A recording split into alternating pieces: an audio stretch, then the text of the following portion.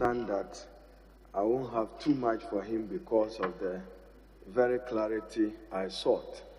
I can only come under the understanding that your mandate is to supervise as minister, as I'm made to understand it for now, State Interest and Governance Authority Act. So you may be working with this legislation known as Act 990. I do know that state-owned enterprises are either wholly owned or partially owned by government, and in many instances, to run commercial activities on behalf of government. I still find your portfolio nebulous because if you take, for instance, National Health Insurance Authority as an entity, it is still supervised by a minister for health. If you take SNIT, pensions, it's still supervised by a minister of finance or a minister responsible for employment. Therefore, mine will be to caution you that you will have to hasten slowly. Other than that, you will walk into a turf war and a turf battle with almost every other ministry or department of state. But what I'm made to understand is you have an onerous duty to improve the performance of state-owned enterprises. How do you intend to walk the talk on that matter? Because many of them are operating below expectation. Many of them, there is no justification even for the state to continue to invest in them. That itself. So today, we are entrusting you with a portfolio that you are the only person tomorrow who can assure us that don't privatize this entity. It is capable of doing well. Share your plans with me. Thank you, Chair. Thank you, Chairman. I must say that already there is SIGA that is oversighting the businesses, and I use the word businesses as per the understanding of the word business. If you cite the NHI as you said, yes, it's under Health Ministry as an agency, but the state investment in it, if state wanted to operate efficiently, can be oversighted by another entity. Honorable Minister, is health insurance an enterprise? I think the underlying word should be enterprise. Is it set up as a business entity? It's set up as a service provider. A service provider. So I'm saying as a service provider, in terms of its operation, there is the need for it to operate efficiently and productively. And that is the responsibility of the Ministry for Public Enterprises, which makes it distinct from oversighting the health issues of that entity. Thank you. Chairman, as I've indicated, I have a difficulty. You've just cited the example, National Health Insurance.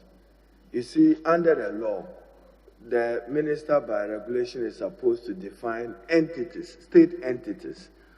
That has not been done. Not until that is done, I am not able to understand or appreciate or conceive your mandate. Now, two, if you come to your functions, for instance, that you are supposed to play a role under Section 4F, assist the minister responsible for finance to assess borrowing levels of state-owned enterprises, borrowing levels within the meaning of the Public Financial Management Act 921. So tomorrow, VRA wants to borrow. Are you suggesting that VRA must consult you and not the Minister for Energy? In fact, not even Minister of Energy when VRA want to go and borrow. It will be Minister of Finance under the Public Financial Management Act through the Ministry of Energy or through the Minister of Energy. So in the current arrangements, SIGA will play an advisory role through my ministry if you approve of me to work. So it's the same arrangement of consultation and collaboration to facilitate the work of the government. Chairman, just to end it here, so I can ask you further questions. It means that your ministry is likely to be a source of policy confusion and governance confusion because your mandate cut across many state enterprises that already have dedicated ministries and ministers.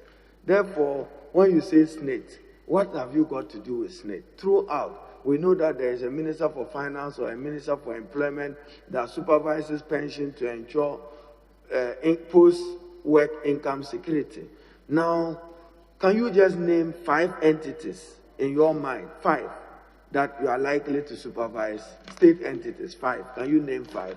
With other than SNIT and other than National Health Insurance Authority? Just name 5 other entities you contemplate you will be exercising supervision over. Chairman,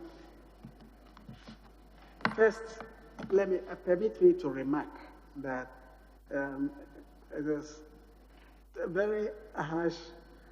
The honorable friend would describe the ministry as Ministry of Confusion. I don't know what exists at the back of his mind when Attorney General's office that also oversights several in matters of legal issues across all ministries, or labor where you were a minister and having all labor issues across several state entities, and I don't know whether you were that led confusion in your role as Minister for Employment and Labor Relations, because you were dealing with almost all state enterprises when matters of labor came up.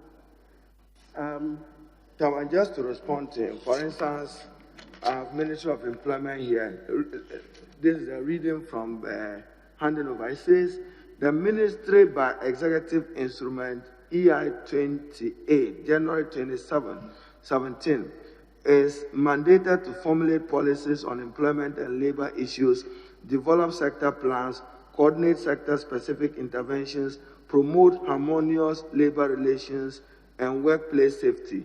You see, so there's clarity with a mandate here. Yours, I don't seem to understand. So, Chairman, I'll end it here. Thank you. I don't seem to understand what the Ministry for Public Enterprises will do. Thank you, Chair.